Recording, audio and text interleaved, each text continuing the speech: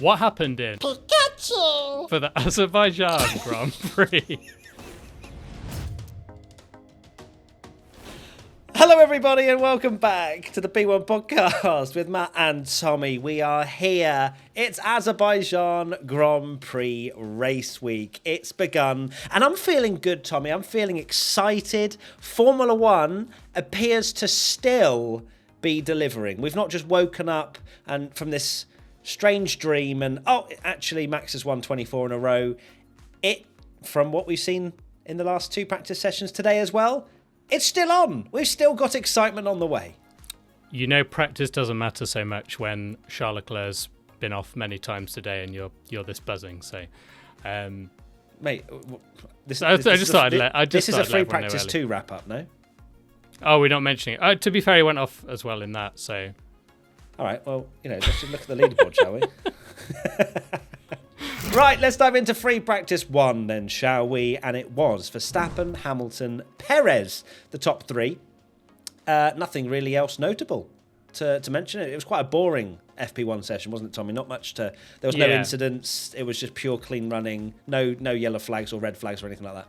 Yeah, in the way that Formula One has been kind of this crazy, unpredictable madness recently, it was like it felt comforting to see Verstappen 3/10 clear of the entire field and Charles Leclerc in the wall. It just felt like old times again. So, for those of you that don't understand sarcasm, you did in fact actually WhatsApp me, didn't you, and said Verstappen P1, Leclerc in the wall, nature is healing, is what you said. Yeah, and your response is not appropriate for... no, it began with F and ended with off, so that can give you a serious bit of insight into mine and Tommy's conversation. But it did look like an ominous first practice session, didn't it? Of course, Charles Leclerc in the wall, let's get it over and done with. Yes, he locked up, crashed, whatever, went on the dirt, I think, earlier on in the lap, and it affected his grip, or that's what he believed, and red flag, of course, but wasn't the only one either. Charles Leclerc's crash was hefty, but it wasn't irreparable for FP2, thankfully, even though he did have problems at the start of FP2 as well, which needed fixing. But also, Franco Colapinto ended up in the wall as well in free practice 1, which we did sort of question, didn't we, whether this track would be more of a challenge for Colapinto, and it certainly was. Of course, just went a little bit deep in turn 4, I believe it is, and that was curtains for the rest of his session as well. Yeah, it's very dusty offline. Banter aside about Charles Leclerc pushing the limits of the session. He has crashed there, of course, before, but we know he's very quick, and he's gonna. Well, he was very quick. We'll get into that later in FP2, but this is just what Charles does, really. Like that is his driving style. He's on the limit. The fact that, of course, this being a track where you don't normally have a lot of, you don't get any support series because it's a street track. It's very, very dusty, particularly at the start of FP1, which has caught a few people out, a few people running down the runoff, and then, of course, Colapinto being the another kind of main one because it wrote off the car, and James Vowles must have thought, oh no. Don't go in a press conference and call him good and not special as well. That would probably be a wise decision. First question comes in from Area 561. Should Williams have picked a more experienced driver considering Colapinto's crash in FP1?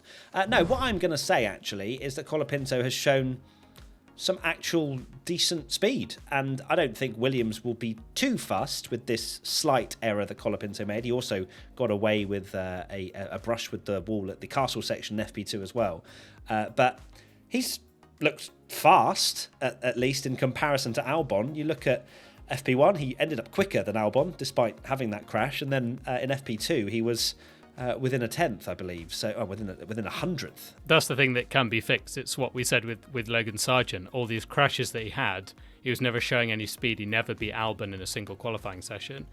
Of course, we can have this conversation later down the line about Colapinto and whether it was the wrong decision and a risk. But I don't think you should do that after just one crash in the wall.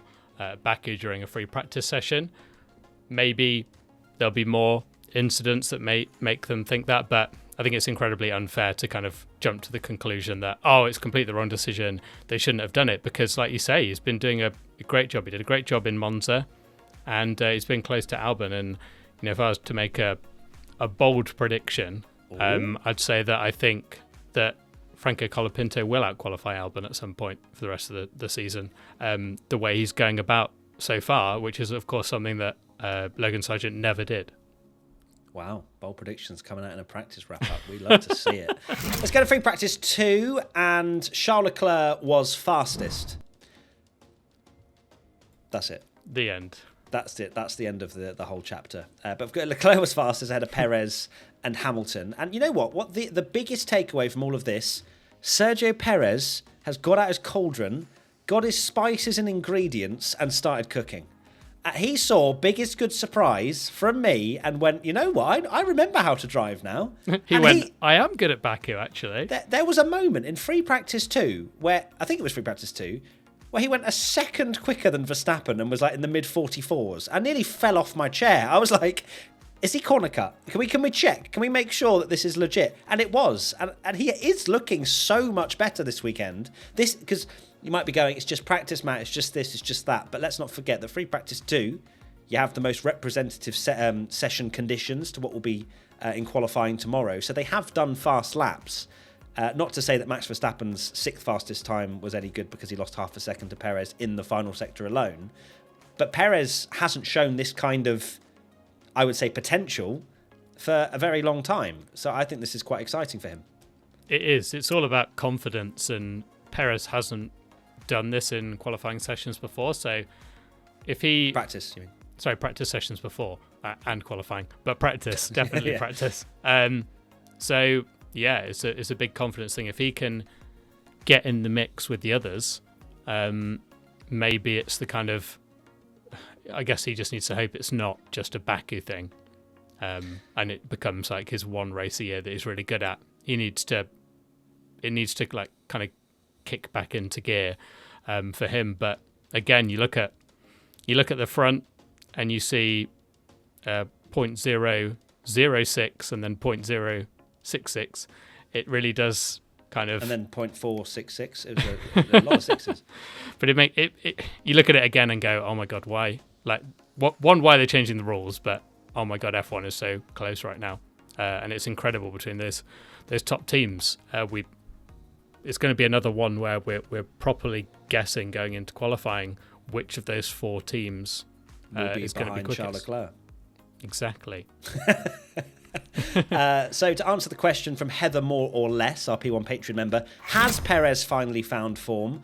It's obviously hard to say as we are only at the end of Friday practice, but what I will say is there's an opportunity there.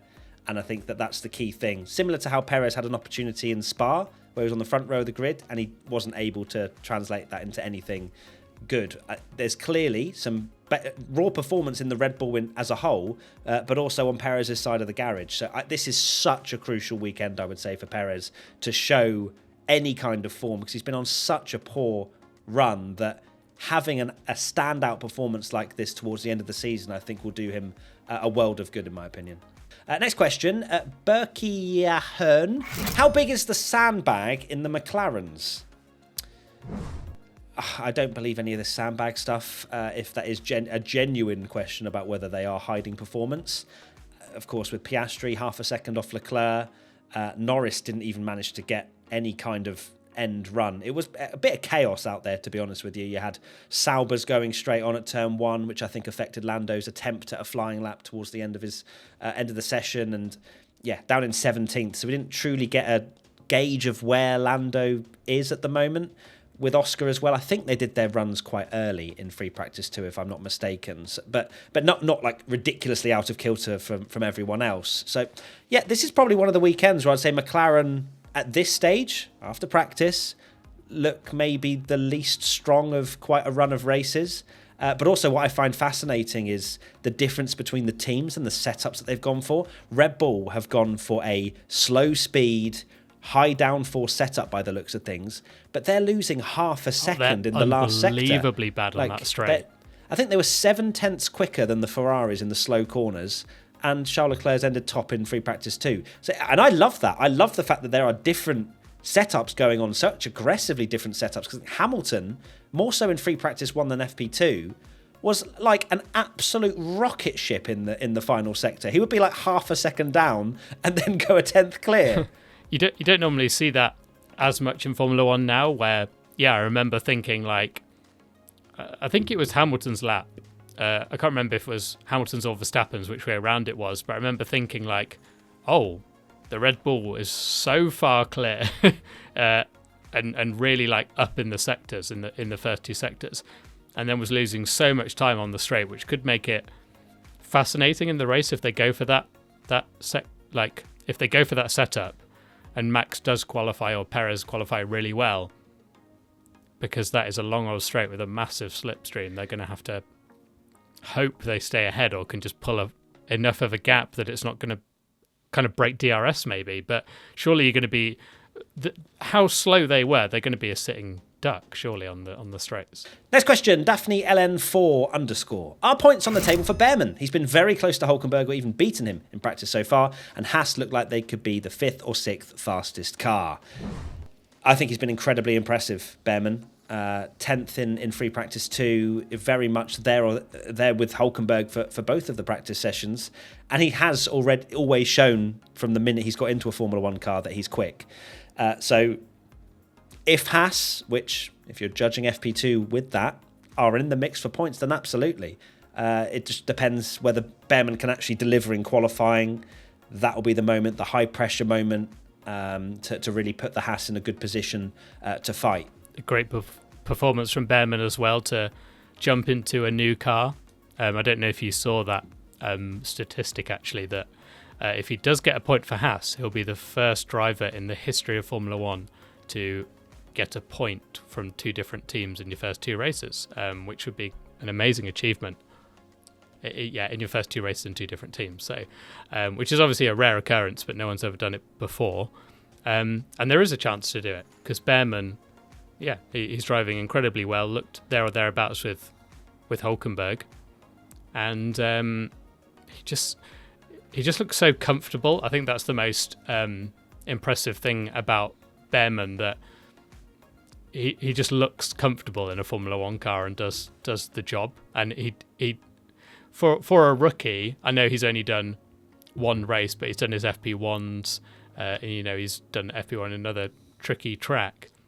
He hasn't had any sort of like, oh my God, he's a rookie moment where he's been like locking up and going down the runoff or even crashing into a wall. He's just looked very, very comfortable and solid. And that arguably is something that Haas need, because they have had a surprisingly good car this year.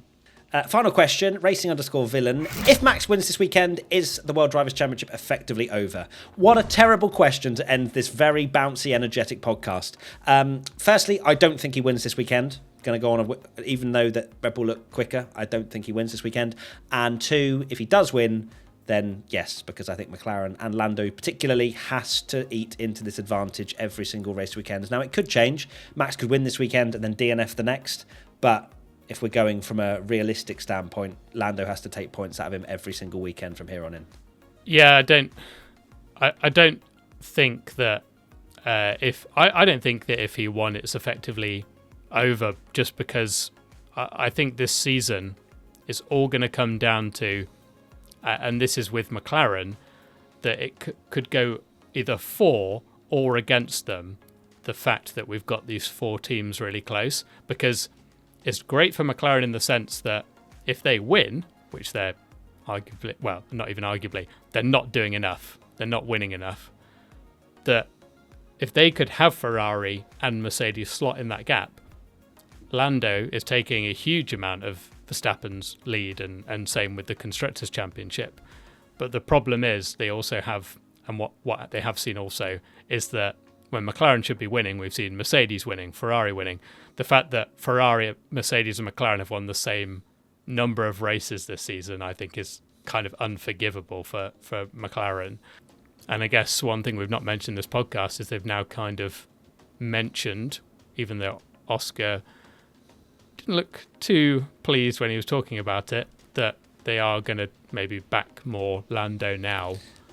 with the championship. I take that with a pinch of salt, what they've said, to be honest with you, because I think they've also come out and said that if Piastri's winning and Lando's second, they won't swap it. And it's like, okay, well, brilliant. So it's going to be 3 points maybe for second and third, which makes definitely no should have done sense because that's the biggest deficit between the two positions. I mean, but that clearly shows that McLaren maybe have had some...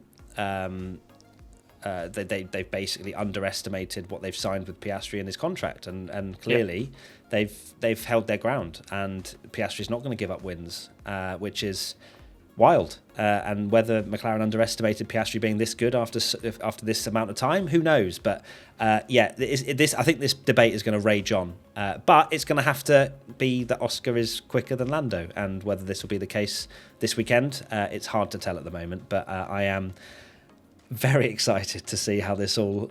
it's just ridiculous, isn't it? How has this season turned like this? Right, that is it. Thank you, everybody. We'll see you very soon. Tomorrow, live on Twitch and all of our usual podcast content. That's the one. Lots of love. Adios. Goodbye. Sweet dreams. Goodbye. Or Good keep night. pushing in the gym, or keep walking your dog, or keep climbing that hill, or wherever you are listening to this podcast. Are you sleeping right now?